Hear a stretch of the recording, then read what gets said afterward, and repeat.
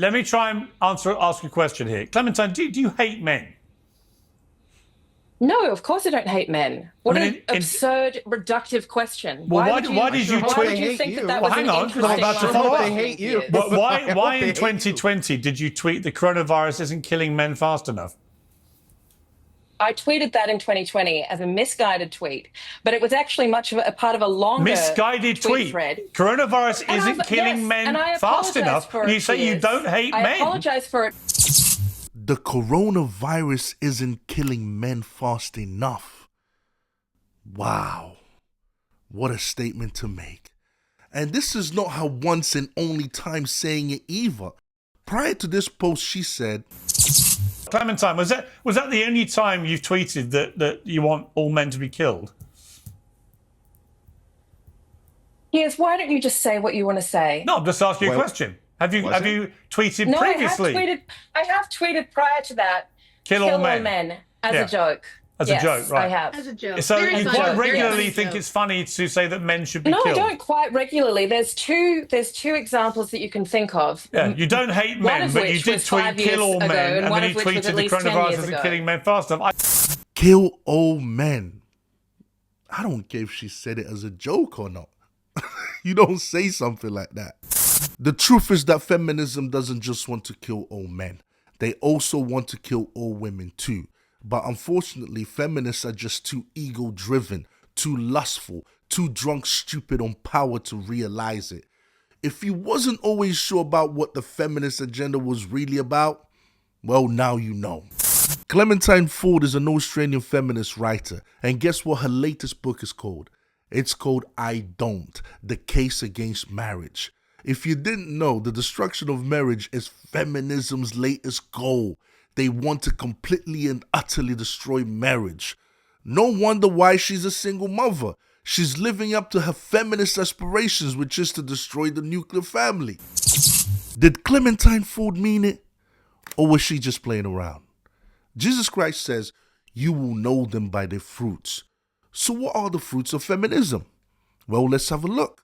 The fruits of feminism are abortion, contraception, sexual liberation for women, which basically just means sleeping around, which led to low birth rates and no-fault divorce, which Clementine Ford is helping to fulfill at the moment. It was feminism that made abortion legal. How many unborn babies are murdered every year worldwide? The answer is 73 million babies, boys and girls. So divide that by 2, that's around 36 million boys. So is feminism literally killing men?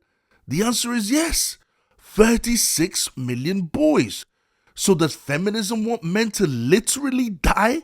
The answer is yes. Okay, let's look at low birth rates. If you haven't heard that feminism is responsible for the birth rate being so low that the West isn't reproducing enough to replace themselves, then you've been living under a rock. Or you just don't care about the Western world surviving. And how did feminism achieve this? Feminists achieved this through different ways. For example, feminism told women to enter the workforce. Now that women have entered the workforce, women are being forced to sacrifice their youngest years, their most fertile years to college and work.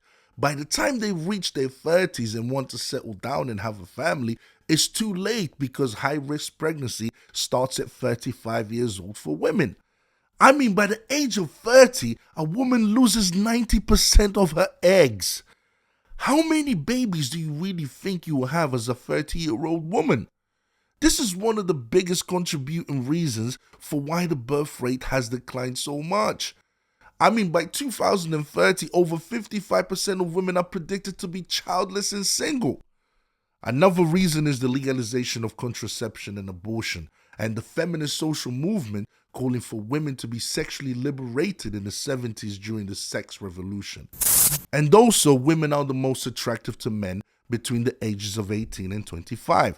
Coincidentally, that's when women are also most fertile. It logically follows then that women are most likely to be shown the most attention during this time period, 18 to 25.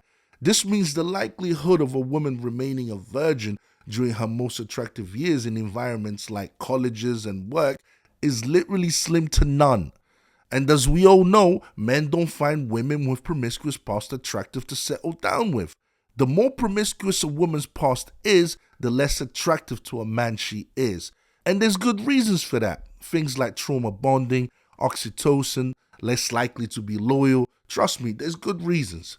And again, I must stress that this is all being done on purpose in order to destroy the nuclear family. If you still don't believe me that feminism has nothing to do with women's rights, then this should convince you.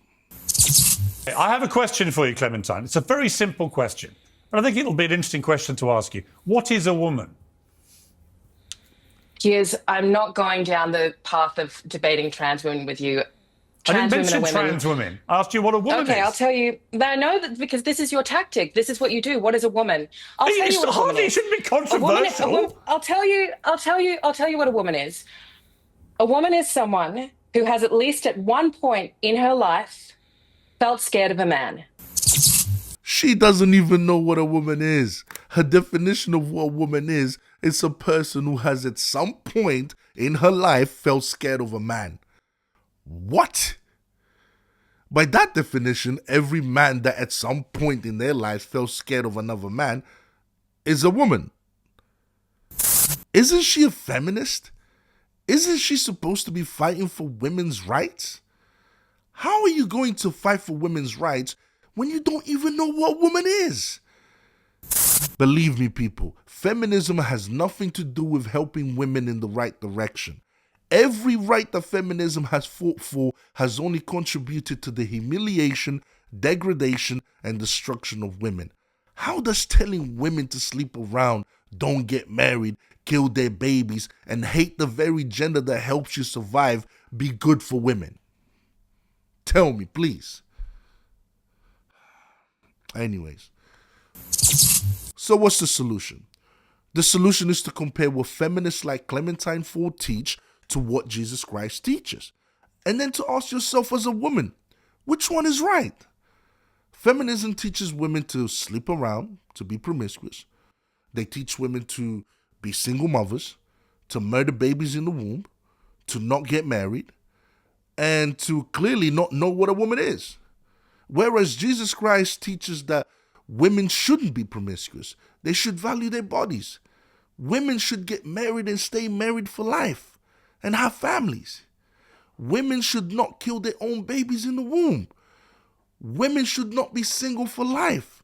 And that a woman is a female with a womb, created wonderfully in the image of God.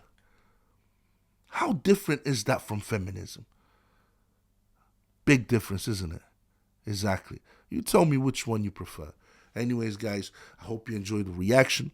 Don't forget to comment, like, and subscribe. And I'll see you guys next time, all right? I'm a bit ill. I've been a bit ill, guys. So please just bear with me, all right? There's going to be consistent reactions from now on. Take care, guys. Peace.